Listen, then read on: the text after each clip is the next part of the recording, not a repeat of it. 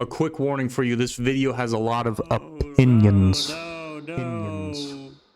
The idea of having a role in CSGO feels really cool, doesn't it? It's like, it gives you some form of identity. I'm the Awper, I'm the Lurker, I'm the IGL. It feels nice. But what I'm here to tell you is that these roles are often losing you games if you're focusing on them too much, and here's why. Now I'm gonna start with the IGL, and this might be kind of a hot take. Some people might not like this take, but here it is. You know the type of the self-designated IGL. They give calls every round, they set a plan, they constantly talk mid-round telling people what to do, and then when the round goes awry, when the round goes in the shitter, then they come back with, God damn, why didn't we do this? They come back with all this hindsight talk, and being upset that people didn't follow their perfect, flawless plan. This type of person is losing themselves games by doing this. Now, I am absolutely not saying that every person who considers themselves an IGL is like this.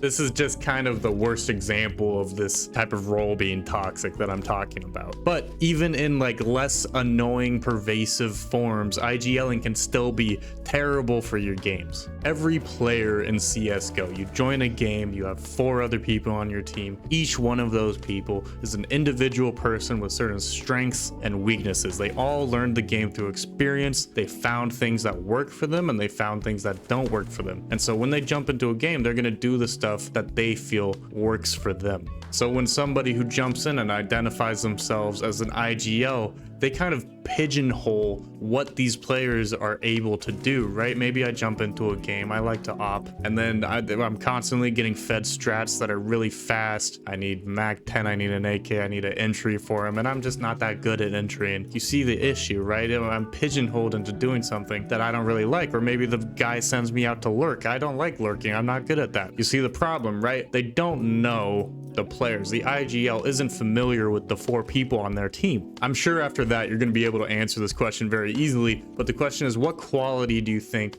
makes for an amazing IGL in the pro scene? Well, obviously knowledge of the game is a big one, but another big one I've seen talked about a lot is understanding the players that they have. Knowing each and every of the 4 other people on the team, knowing their strengths, their weaknesses, what they like to do, what they don't like to do, how they like to play, knowing how to put them in a position that's going to work and win you games. This is why Kerrigan is one of the best IGLs of all time, right? He knows his players. That's a big talking point about him, is that he's very familiar and intimate with how his teammates play. So he's able to put them in positions that leads to success, that they're comfortable with, they like, and that's going to get them wins.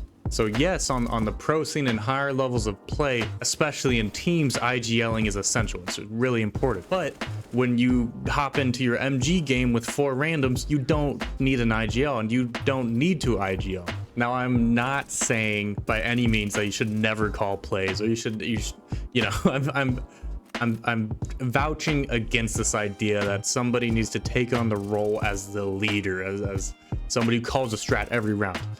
I think it is super important to align your team with a strat every once in a while in certain situations.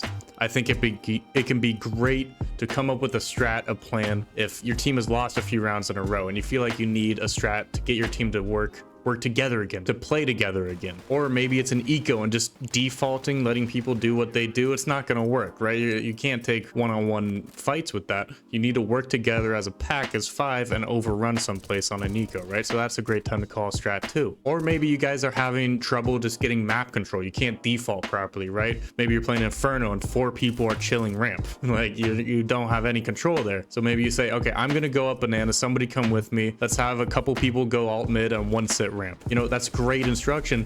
And what's important about that phrasing that I just put in is that you're not saying specific people. You're not saying green, you go ramp, blue, you go apps. You know, you're not pigeonholing people. You're giving people options. You're letting people play how they want to play. And you know, hopefully your teammates will respond and say, okay, I'll come with you, B, or okay, I'll go second mid. Provide a framework, don't provide detailed instructions. You want to provide enough guidance where it's to the point that people can build off of it and make their own plays off of it. And if you feel differently about this, don't dislike the video and say something mean to me in the comments. Just comment your opinion, and I respond to like all of my comments, so you know, we can have a conversation completely. Even if you disagree, I would love to do that. Now let's talk about these other roles: the lurker, the support, the Awper, the Sigma, the Alpha.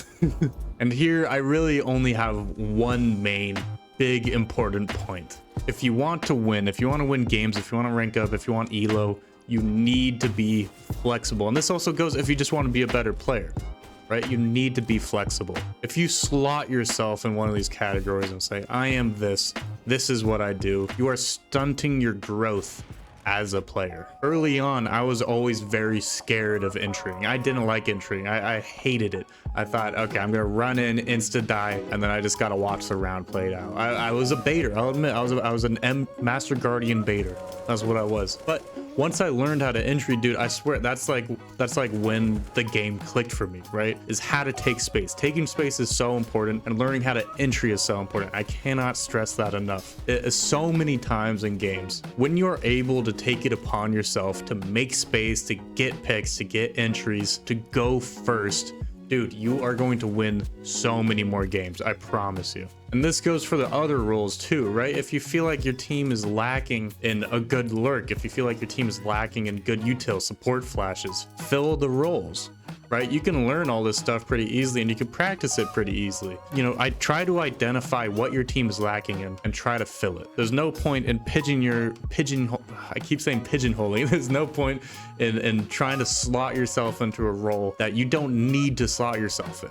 My third point here, let's talk about opping, being an Awper, the big wop. It is, in my opinion, totally fine to come into games thinking I'm the Awper. I'm going to try to op this game, right? I'm going to center my economy, my gameplay around opping. Number one is don't let it detract from your ability to rifle, right? Rifling is the fucking centerpiece of this game. While opping is super important too, having a good Awper on your team can be amazing. Rifling is just undoubtedly the most important skill you can learn. So don't let opping just take over your gameplay. I'm gonna buy pistols until I can op. No, sometimes you're gonna need to buy a rifle and you're gonna need to be able to use it efficiently, right? And my second point here is that you have to recognize when opping just isn't working, or it's not the best decision. If you feel like you're not making impact, you're saving a lot, maybe you're not getting entry picks, the enemy team's playing very conservatively, you're not really getting picks, they're smoking you off, they're mollying you. If they're countering you really well, maybe it's time to put the op down and take out a rifle. The op is a huge financial commitment, and you also run the risk of giving the other team the op. So it can be better for the team for you to just pick up a rifle, and then you might be able to drop other people more guns. You'll be able to buy more and save rounds, and that can increase your chances of winning in those save rounds if you half buy.